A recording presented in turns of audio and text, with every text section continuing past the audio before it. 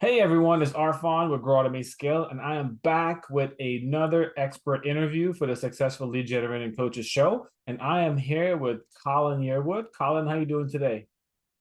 I'm doing phenomenal, man. Even better when I'm on with you.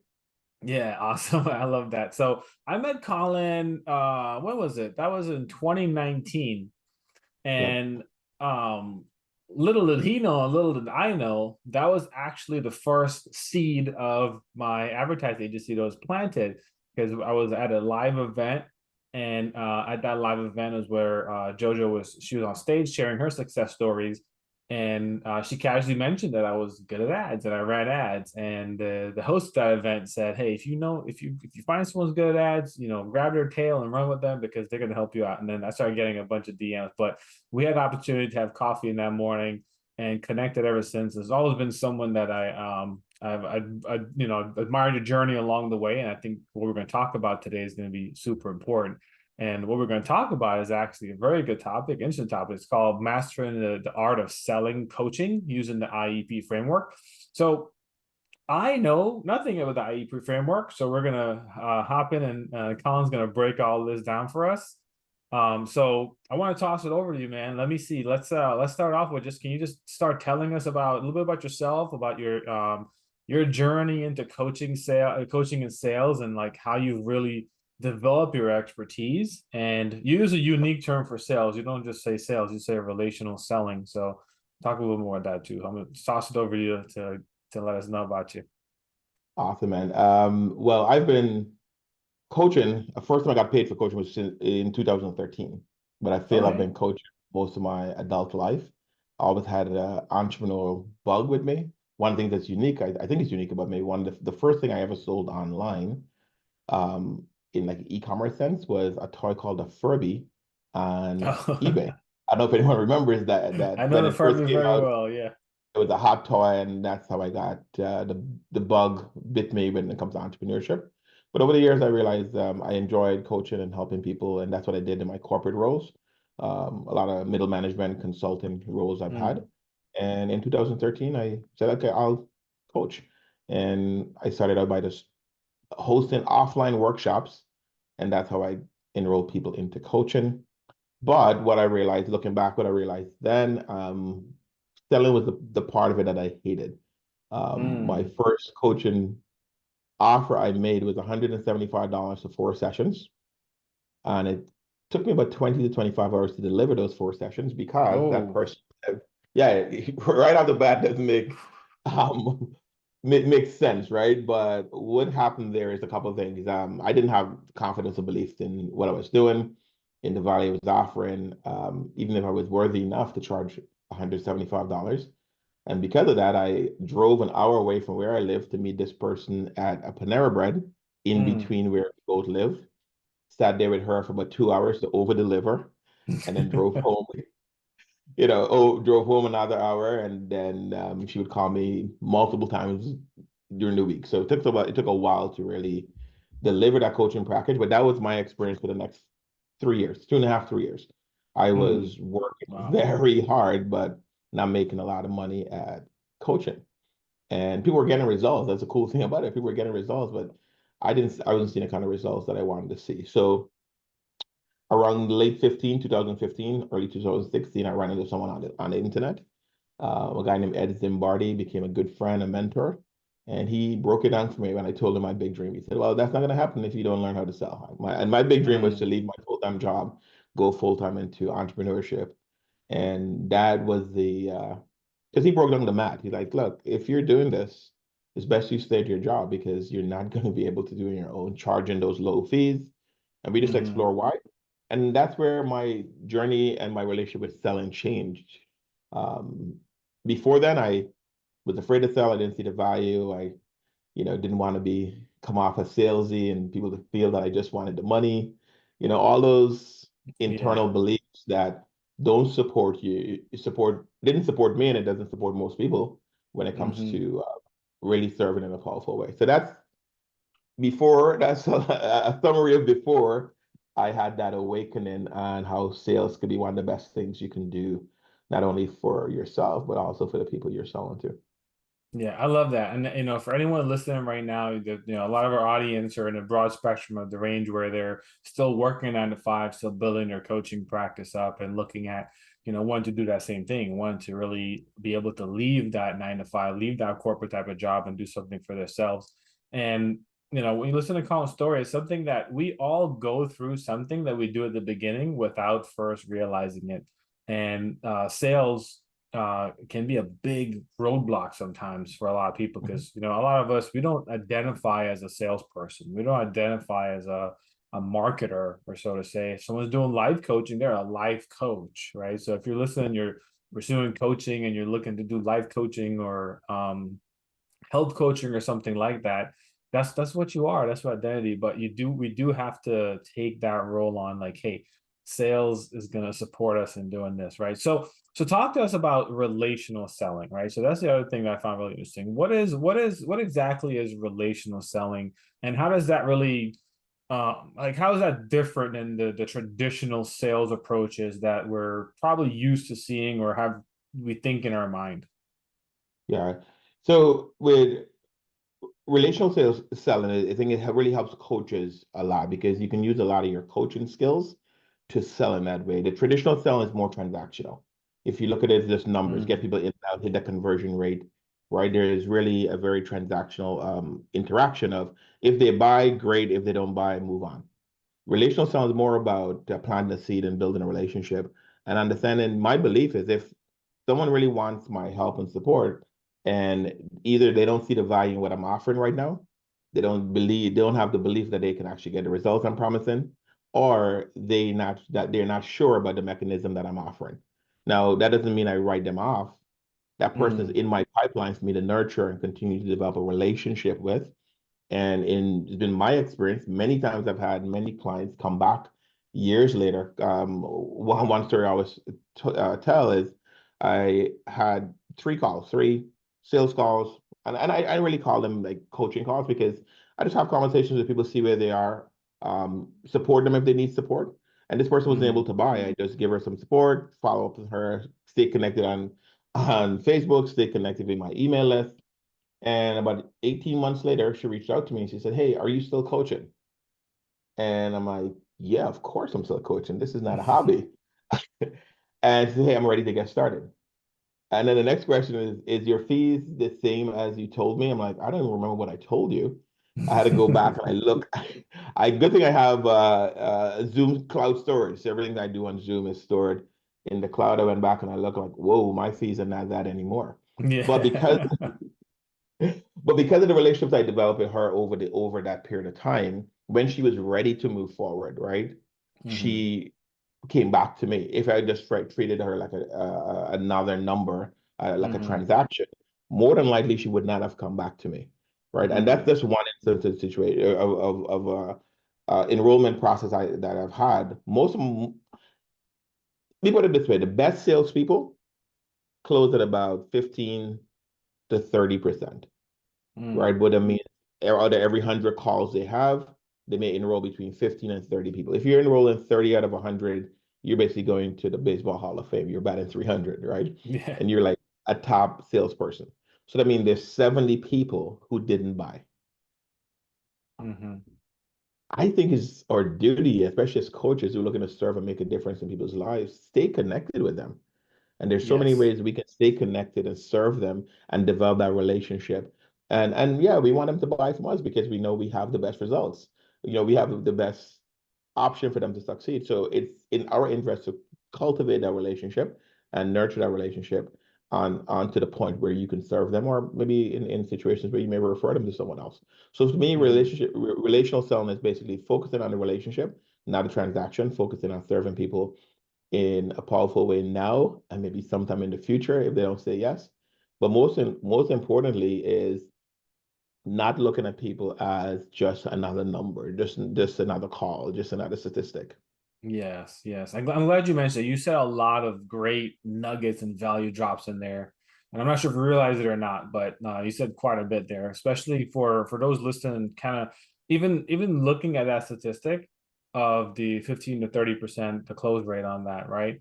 There's often so much where, yeah, when someone says no, they get discarded. They kind of go into the discard pile of like the abyss of never in Yeah. contact again, so to say. And it's a missed opportunity because when we look at it, we're really building a coaching business. The key word there is business, and with business, Hmm. you have your short term and your long term. And Yep. one thing I use is with advertising is always, going to a cold audience. There's typically only the 2 to 3% of the audience that's ready, willing, and able to buy in that exact moment. Hmm. So if we do a launch and we have 1,000 people on the email list, really there's not that many people who are really ready, willing, and able to buy in that exact moment. But could you imagine if we never nurtured, if we never sent them another email, if we never kept in touch, we never gave them any more value, the huge missed opportunity, because over time there's so much that will convert, the 12 months later, the 16 months later down the road. I was actually speaking with a client earlier and we were kind of looking at their projection in terms of like their return on ad spend. And what was really interesting is we worked long enough that we were actually able to look at the 12-month return on ad spend.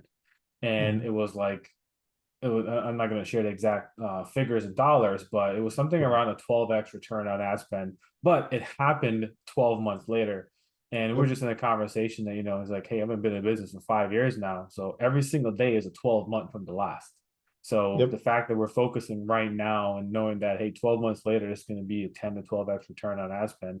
It's like, let's keep doing as much as we possibly can, because a year from now, the business is going to continue growing. And that's where you start seeing that year over year growth. So what you're Hmm. saying, it translates the same thing in my mind. Yeah. If we have 100 sales call and only, let's say, 15 to 20 of people convert, if we just neglect them, right, we're missing out on that year over year growth that does happen when we nurture and we provide the value. So I appreciate you And saying one that. thing I want to mention there, friend, those people are going to go and buy from someone else. Yes. Right? They're gonna go and buy from someone. Yes. They're gonna go and buy from someone else, right? So why not you've invested the time in ads, right? Especially if you're paying for advertising, to me it's your duty to nurture those leads and stay connected to them. And there's a lot of different ways that I suggest staying connected to leads. The other thing I want to mention also, most times if you're the influencer doing the call, meaning you are the face of the business, you will convert at a higher rate, between 40 and 60%. But again, that's all based on your personal belief, your level of Mm-hmm. confidence, and things we're going to talk about later. But if you're doing your own calls, you convert higher. You mentioned one thing I wanted to share, a real situation I'm working with right now. I do consulting and help clients set up their entire sales process. I'm working with a client right now. He's generating leads with ads, but he doesn't want to create the assets to nurture the leads. He Mm, wants to move the leads straight from Facebook to a calendar, or have one of his assistants call them and book them for a sales call. I'm like, yeah, we can do that, but it's not going to convert because they don't know you, right? mm-hmm. Why would I Yeah. just go straight from Facebook to a sales call, even commit to being on a call with someone for 30 minutes that I don't know? So there's a level of nurturing that happens before getting on sales calls, that makes sales calls a lot easier. But also there's that Mm, level of nurturing that happens after calls. If someone blatantly says, "Hey, Colin, don't ever call me again," right, or "I'm not interested in buying from you," I'm not following up with them. yeah. But Yeah. any Absolutely. other reason, that's someone to follow up with. Yeah. Absolutely. Absolutely.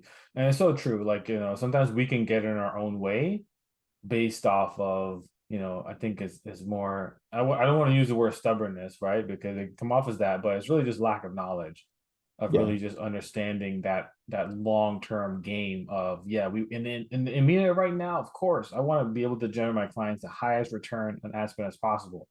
But if you think about it, the highest return on ad spend as possible will happen over time. It will happen yeah, over the 6 months and 9 months and 12 months. So I want to ask you too, right? Because you mentioned the IEP framework in your coaching. So you use the IEP framework in your coaching. Can you break that down for us? Like, what does IEP stand for, and how does it apply to selling coaching service as opposed to selling anything in general? yeah.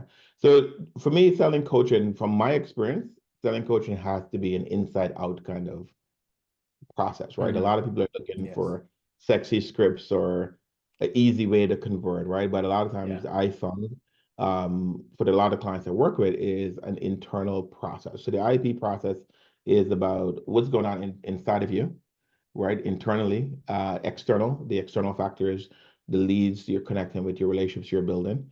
And then the P is for the process. What is the process that you're using when it comes to personal development, when it comes to Mm. selling, and when it comes to the entire enrollment process. So that's what IEP stands for. We can go into each one individually. I think there's a lot inside of there, but I don't go to sales scripts right away. I want to Mm-hmm. address, hey, what I want to get on the hood first Mm-hmm. before I give you, the Lamborghini to drive, because not everyone could use a sales. Everyone can have a Yeah. sales script. I can give someone a sales script I use right now to enroll a lot of people for myself and clients, for my clients mainly, but I enroll people for myself.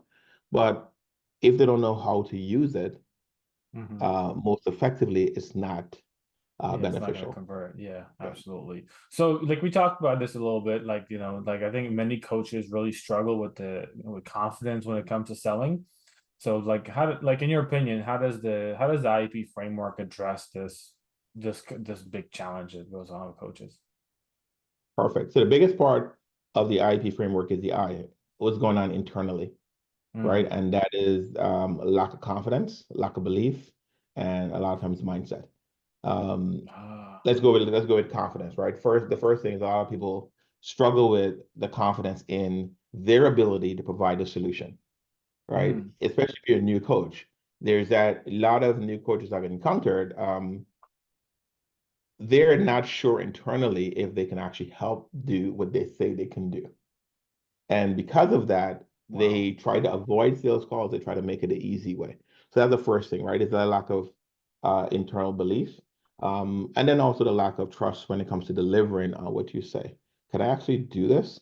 Mm-hmm.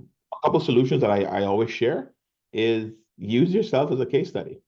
To me, one of the easiest ways as a coach is if to be successful selling is, did I actually create these solutions to myself? Mm-hmm. And if you're able to look at I'm able to create those solutions myself, your level, there's an uptick in your level of confidence, right? Um, the other thing is wondering if the solution they're offering is enough, right? We always Yeah. I think many coaches try to over deliver when it's not necessary, because they want the client to get the results that they want the client to have, not realizing Mm-hmm. because of coaching, clients create the results they want, Mm-hmm. right? So a lot of times, okay, am I giving enough? Oh, I need to have more. And the confidence in is my solution complete enough? We never know if the solution is complete enough until you actually get in with people, real people, and Yeah, allow so them true. to let you know if it's complete enough. And the other thing too, I think with confidence, when it comes to the internal aspect and confidence that affect coaches when it comes to selling, is the belief that they need to know all the answers, right? I Wow. need to be able to know. I mean, and whatever question they ask me, I need to have the answer. Mm-hmm. And when you learn to let go of that, you realize most times the answers you think people want is not what they want, but also you're able to show up a little bit more authentically when you're able to say, hey, you know what? I never thought about that. I Mm. don't know that, but I can find the answer and get back to you, right? It takes Yeah. a lot of pressure off for you, and again, that helps you grow in your confidence. Mm-hmm. Um, Not only in selling, but also helps you grow it helps you grow your confidence when it comes to serving people. And when you have a high level of confidence when it comes to serving people, that transfer in your interaction with your potential clients. Yeah, I love that you brought that up because that's a big one. And a lot of you listening right now and hearing it is one of those things where it's a trap that is easy to fall into, to where you feel like you have to know every single thing, have all the answers, to over deliver, overcompensate. And really what it comes down to, from what I'm hearing, is really just that lack of confidence just kind of boiling over. And it's Yeah. making it to where it's got to come off a little more. I think also, and you can correct me if I'm wrong, I'm gonna ask a question too. So Mhm. um so with the lack of confidence and just kind of changing this around, how can coaches more effectively, like, just really communicate the value of their service without coming across as pushy or salesy, because that's always the biggest thing. Like, well, I don't want to do sales because I'm going to be pushy or salesy. Well, it kind of sounds like that lack of confidence is making it come off that way because they're trying to Mhm. overconfidence. So how can they more effectively communicate the value of their service without coming across as pushy or salesy? I'm going to answer that, but I want to just address the first part, coming off of pushy and salesy. That's a belief that's been forced onto us by Mm. bad salespeople, by our parents, or by movies, because movies never show salespeople being like kind and sincere and caring, Yeah, right? It's it's always the true. guy trying to get over on you, right? So there's a lot of Mm-hmm. that. That's a belief system that's been forced onto us. I've had both sales experiences where, and being in sales, I love talking to salespeople and I love engaging in the sales process. And I can see why people feel that way because there's some salespeople really don't. Guys knock on my door and I try to engage them in a conversation. They don't care. They have to get to their points and they want to move on, right? If I say no, I'm not interested right now, but walk away without me even acknowledging me, right? But Yeah. but here's the thing. I think so. First, we got to work on understanding you are not that person. You can create the sales experience that you want for everyone you encounter, right? And Mm-hmm. getting out your head allows you to create that experience. So how could you communicate the value? There's a process. It's not a very sexy acronym I've created. It's called the FTBB process. FTBB FTBB. is Okay. FTBB, right? The first part is the feature.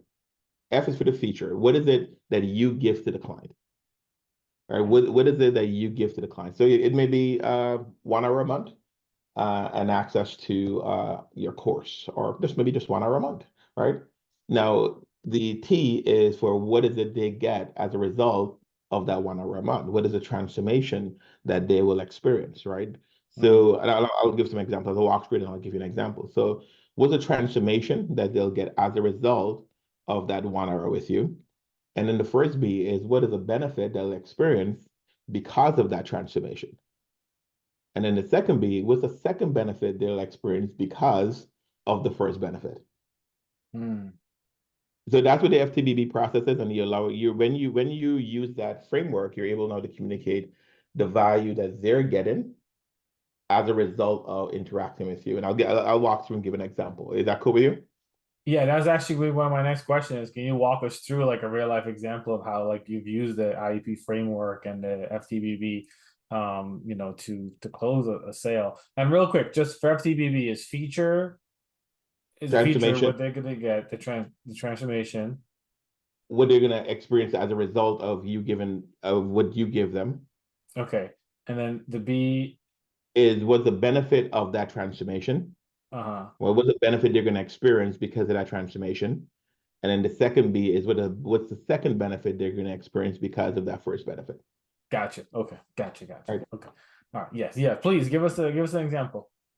So let me give us some framing to that. So what normally how it happens, right, is most times coaches spend a lot of time on the features. They're going to list out 50 features they're going to get and talk about how awesome those features are from their perspective, right? And Mm. that's where the conversation ends. So you want to sign up now? Yeah. They you have you haven't really enrolled them into how those features are going to help them. So what the FTBB process is here's an example of it. I'll do for myself sales coaching. What we're going to do is we're going to work together for 1 hour, like 90 minutes once a month. During that time, what you're going to have is we're going to work on helping you create a specific process that's designed to you, that's authentic in language, and walk so you can walk your clients through exactly how you show up and coach them, right? You're going to have Mhm. questions that are specific for you. So that's what they're going to have. Now, the benefit of that is the first benefit is you're going to have more certainty and confidence that you know you're saying the right thing. Because it's a lot of that's a big fear a lot of people say, am I saying the right thing, right? So you're gonna know that you're actually saying the right thing. You're gonna know that you're showing up for them in a way that serves them and not really focus on you. And what that's gonna do, the second benefit is gonna help you increase your enrollment, right? So you're gonna move Mm. from enrolling 1 out of every 10 to the goal is to get you to 4 out of 10. So that's how I would Mm. explain it, right? Hey, the feature is we're gonna work together 1 hour a month to help you create a systematic process that's customized to you, that's authentic to you. The questions are going to be really aligned with your client's needs and their goals. As a result of Mm. that, what what you're gonna experience is a higher level of confidence and certainty when you get on the call, that you're speaking to their pain and that they're gonna feel that you understand them. And what it's gonna do for you because of that is you're gonna enroll more clients Hmm. um, than you currently are right now. Is that Yeah. something that you would like to experience? Yeah, I like that. And if you guys, if you listen to this, if you think about it, you can actually visualize what this looks like. So Hmm. now that the confidence increases, right? Opposed to just saying, we're gonna be for 90 minutes once a month. It doesn't Yeah, give any substance. It doesn't give anything. It's like, okay, so we're just gonna meet 90 minutes and that's it. Like it's just okay, that's I guess I get to hang out with you for 90 minutes. So really just yeah. breaking it down, really creating that vision. And I can already sense, even if you're explaining that, especially when you did it the second time and just kind of went through it very quickly, like the level of confidence in delivering that. Although you have years of experience, like anyone, someone who's been doing this, you're a brand new coach, you're about to go on your second or third sales call, try applying that to it. And if you've been doing hundreds of sales calls and you're like, hey, I would like to get to that 40 to 60% close rate that Colin talks about, if I'm doing it myself, then Yeah. try adjusting that. I think it's gonna really make a big difference. Thank you for breaking that Let, example down. let me just share something around that also. One of the things that helps with that entire framework there, the FTBB framework process, is practice. That's something I don't think a lot of people do when they think about sales, right? There's really Mm, no, you spending time practicing. When I first started selling and my wife, and I even now, if I sell for some of my clients, and even if it's a new client, I want to really ingrain in my mind the word and the process, the numbers related to their offer. So I would walk mm. around the house and I would actually go through that process out loud.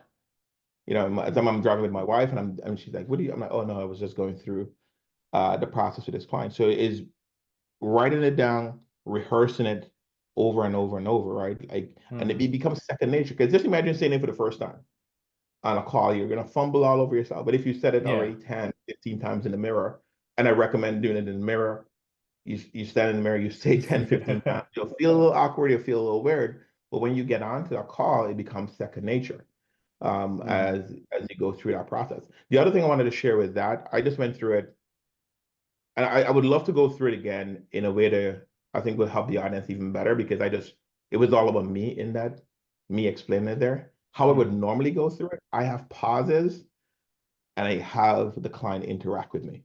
So how would Okay. look is, hey, perfect. Here's how it would look is hey, you know what you're gonna do? The person say, yeah, I want to work with you. Perfect. What we're gonna do, we get together for 90 minutes a month, 90 minutes once a month. Is that good with you? Yeah. Perfect. And then I'll go on to the next. Perfect. So during that time, we're going to break up that call into three segments. The first segment, we're going to work on really identifying where is it that you're lacking confidence in your sales process. Would that be helpful? That sounds like it. Yeah. Perfect. Then the second thing we're going to phase into is really how to develop authentic language around your questions and your responses in that sales model. Would that be helpful for you? Absolutely. I need that. Perfect. And then after, and the last thing we're going to work on during those 90-minute sessions is some rehearsal. We're going to role play. I'll be your client. You can get a chance to rehearse that process. Do you feel that would actually help you be more confident on your calls? Absolutely. Perfect, man. So now what's going to happen as a result of us working on those three areas over the next 6 months, you're going to have an increased level of confidence, which will allow you to show up more authentically and connected on your calls. Is that something you would like to have more of? Oh, of course. Of course. Nice. And the big benefit of that is you're going to enroll more people so they can actually get the results that you're offering them. Um, as you think about an entire process that is shared there, what would be most valuable to you? Uh, like all of that really, but the biggest thing is just really having that confidence. Awesome, man. So that's the process we're going to work on week in and week out for the next 90 days. And for the next 6 months, anything that comes up, we can address it as needed. Any other questions to me? No, I think we got it covered. Perfect. So that's how I would deliver that, where I'm interacting with them, having them think about, wow, okay, this makes sense. Hmm. Okay, I would Yeah. like to have this. So would that help? Was that helpful? You think that'd be helpful for the audience? Oh, I think that's guaranteed helpful to the audience. And I think one of the big reasons why is like being able to see that or hear that, even see it or hear it, depending if you're watching this on YouTube or listening on a podcast, Mm. being able to hear that happen can really just allow to slow things down. Because one of the key things I want to point out there, what Colin did is when he took those pauses to ask me, right, to really get my feedback, that also really sets it up to make sure that I understand what is being delivered. Like I have a clear understanding of how this relationship is going to work, and that there is, and then I'm the one saying that this is going to be valuable. Like he's not telling me this is going to be valuable, right? As you can sometimes imagine a salesperson would do. Like, hey, this is so awesome, it's so valuable, it's worth so and so much. No, none of that happened at all. I was the one who said this was going to be valuable. I was the one that said, out of everything you said, this particular area is the one I find most valuable. So you automatically build a high level of trust and rapport in that approach. So thank you for breaking that down. I think that's extremely helpful. And the other thing that does what that does, it reduces the buyer's remorse Mm-hmm. because you were involved in the Very true. process, not me spending a lot of time convincing you about what I'm doing and how awesome I am and how awesome results you're gonna get, right? Is a lot if it's done usually that way, I jokingly call on a master class, I do the spray and pray method. It's where you Yeah. just spray a whole bunch of dreams and possibilities onto people, tell them how awesome they are. And because Mm-hmm. of that, people, a lot of people in a row, as soon as they get off the call or a little bit later, they may realize, wow, I don't understand how this works to me. And that Mm-hmm. increases the possibilities of you getting someone to send you an email and say, you know what, I have second thoughts. I'm not going to move forward, or can I get a Mm-hmm. refund, or things to that effect. Or even if they continue, there's still a struggle with them trying to understand how does this going to help me get the results. So I personally Yeah. find that process helps minimize refund requests, but also increase uh, my clients' participation in the process. They're excited to be a part of that process. Yeah, I also feel when you do a spray and pray, which you just described, it also leads to a lot of people ghosting you. So if you're ever wondering where you've had calls and all of a sudden someone is like they don't hear from you anymore, it's because like sometimes people they feel a certain way telling you no after there was a level of Mm. excitement and they kind of gave a little bit of a commitment. But now after processing it for a little bit, and they're like, wait, what the heck did we even talk about? I have no idea, is where they can ghost you. So definitely slow it down, get the buy-in from the salesperson. And something, Colin, that I really feel that you do, and I think you mentioned this somewhere, before we got the interview, is that you introduce a lot of mindfulness in your approach. Like mindfulness is Yeah. like is a really like a key component in your approach. So, how do you incorporate, and I think probably a lot of what we did was, part of this, but how do you incorporate mindfulness practices into the sales process? So sales all starts with you. If you don't have a high level of belief, confidence, and certainty about yourself, what you do, the right mindset, it doesn't matter what script you're going to get. You may get lucky and make a few sales, but it's not going to be Mm-hmm. something that you do over a long period of time. So it's really Mm-hmm. dialing back into, okay, what are my fears about selling? What are the things that I feel people are going to think about me as I try to sell, right? And really identifying those things and work through it. Identifying where you lack confidence is the first thing we talk about, right? Mm-hmm. And just being honest with yourself. On a scale of one, the easiest way to be honest with yourself is rating yourself in different components on a scale of 1 to 10. On a scale of 1 to 10, how confident am I about this offer?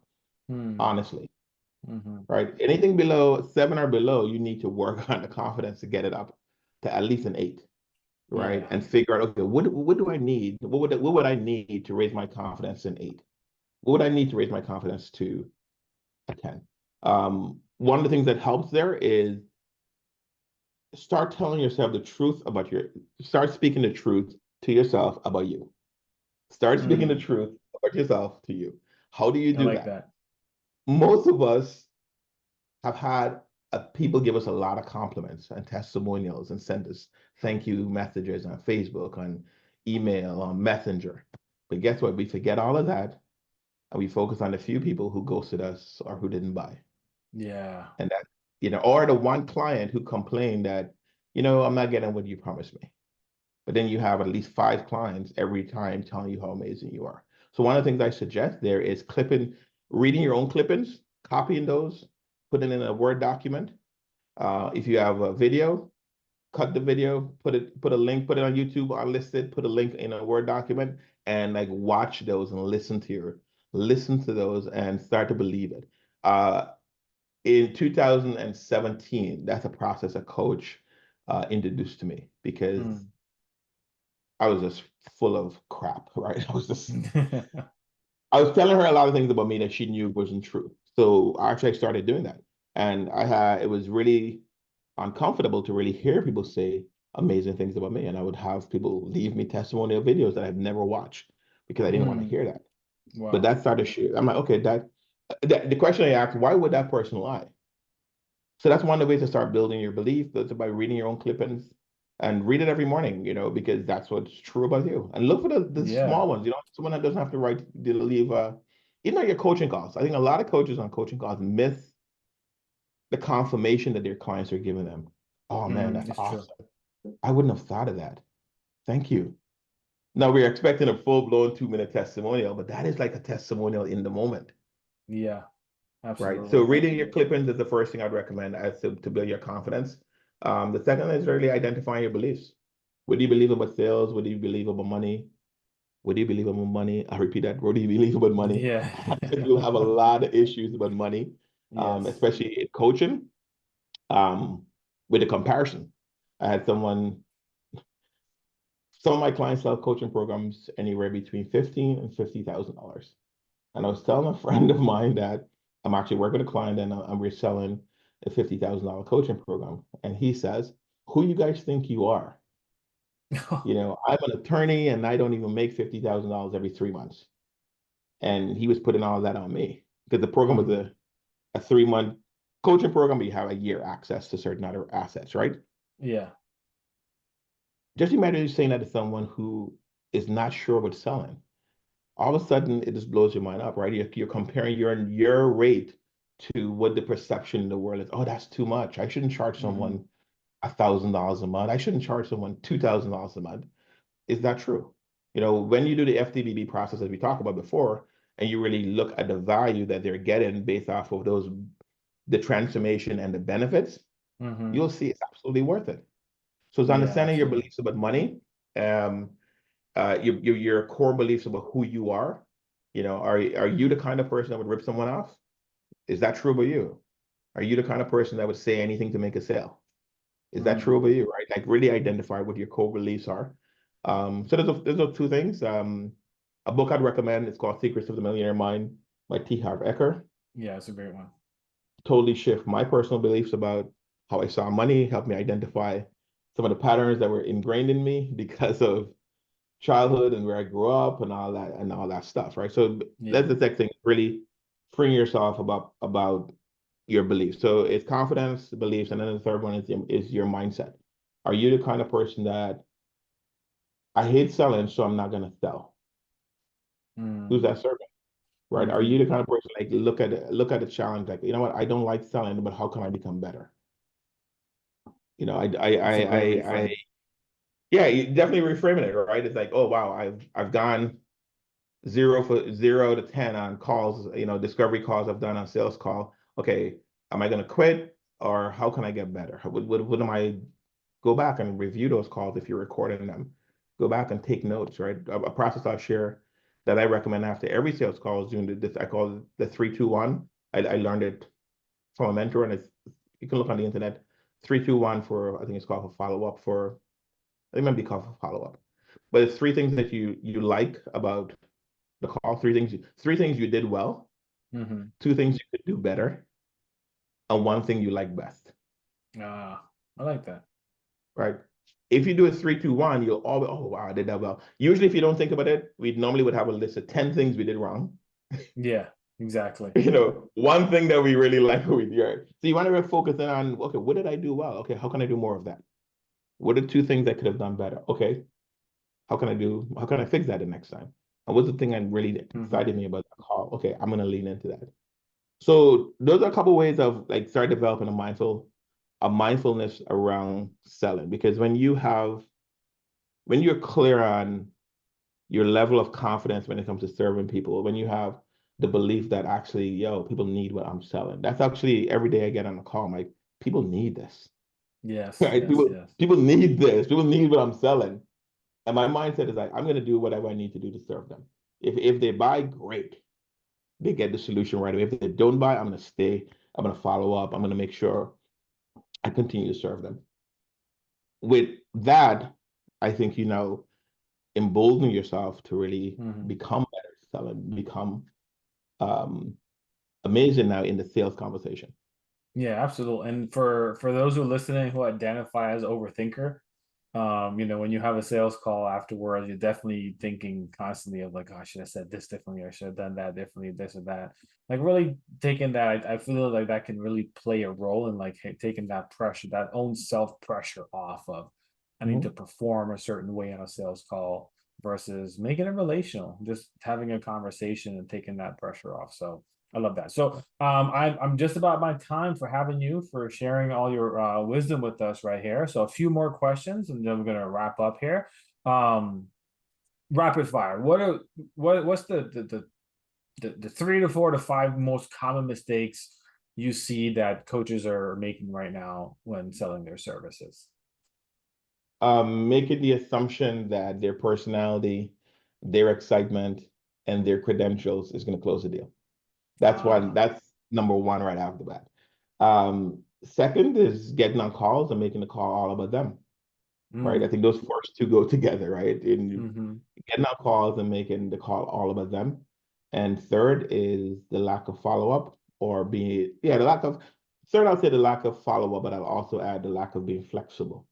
And what I Really? mean by that is your offer is your offer, but there is room to dance, right? In your Mm-hmm. offer, in your pricing, you should have room to dance because someone may not be able to invest $5,000 um, in one number one, but they'll be able to start at 3,000. Mm-hmm. If you're able to have flexibility in your pricing and be able to dance in that pricing, you'll enroll more people, help more people get results, and ultimately make even more money. So those are a couple of things. I love that. That's awesome. And thanks for also sharing what to do instead. Um, how okay, so you've been in this since 2013, really just in the online bug bit you, and you've been in this world for over 10 years now. Not a lot of people could say that because it can be challenging.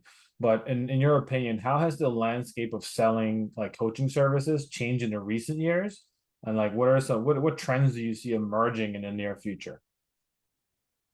One of the big challenge I see that something that showed up in the last couple of years is everyone thinks that they don't need to sell in order to enroll clients, right? There is this whole myth about my marketing will do it for me. Marketing is great. Marketing brings people to you. But when people get in contact with you, when they're in communication with you, you can turn them off if you don't know how to sell, right? Yeah, Um, absolutely. a big trend, people believe in that AI is going to do all the selling for them. AI is definitely going to help us sell more effectively, but also is going to help us inform the clients, better prepare them for the sales calls. But the belief that you're not going to have to get on a call and have a conversation with people about money, Mm-hmm. um, to me, is a little bit of a far-fetched dream, right? I don't Yeah. see there are some coaches that could do that because their branding and their standing in the marketplace is so high, right? But for most people, not everyone is going to pay a premium price just by going to a website and signing up. Even Tesla does it because Tesla is Tesla, right? You go there and you can buy Exactly. your whole thing Exactly. there, but took billions of dollars to build that brand and that level Mm-hmm. of credibility. So those are a couple challenges I see where people have the belief looking for an easy way around actually talking about money, Mm-hmm. which I think you're doing yourself a disservice. Also, you're doing your client a disservice because a lot of times you realize most times your client's problem includes money. So if Mm. you're not able to talk about money to them up front, more likely you're not going to be able to serve them in a powerful way. Wow, that's good. That's good. All right. Final question is going to be what I ask this to all my guests too is what one piece of advice you want to give to coaches, especially when it comes to mastering the art of like selling their services while maintaining like that high level of integrity and creating a positive impact. So last piece of advice. My mom shared with me years ago, man, treat people the way you expect to be treated. I think it's in the Bible too, right? Yeah. Um, and the minute you start feeling like, no, I wouldn't do that to someone else. I wouldn't want someone to do that to me. Don't do it to people. Love that. And sometimes that takes practice. It's not it's easy for us to say that, but when we get in a situation where you feel you need to make money or you need to make a sale, sometimes if we're not practiced or well rehearsed about who we are, we end up saying things that we would regret later on. Yeah, I love that. That's great advice. Awesome. So, Colin, man, like I said, I appreciate you taking the time to drop some sales wisdom to us. I know you've helped clients and yourself generate millions of dollars in sales through using these same methods and same tactics that you share with us today. So this isn't something that just, Colin woke up one day and was like, I think this might be good. This is tried, true, tested. I'm sure thousands of dollars invested into other coaches to learn. And of course, sitting on, I think you've said you've done over 2,000 coaching calls. So just that vast experience. So I appreciate you taking this hour of your day to share this wisdom with us. For everyone listening, how can they get a hold of you, learn more about you, potentially work with you? ColinYearwood.com. There's a contact form there, and you can reach out to me there. Or I'm on Facebook, Colin C. Yearwood, and we can always connect there. Awesome. Excellent. Again, thank you so much, Colin. And for everyone, thank you for tuning in today. Don't forget to subscribe to the show to get updates on new episode. Subscribe to the YouTube channel to get announcements when new episodes drop. And with that being said, thank you so much. If you're ever looking for additional words of wisdom, check out some of the previous interviews we had with a lot of great guests.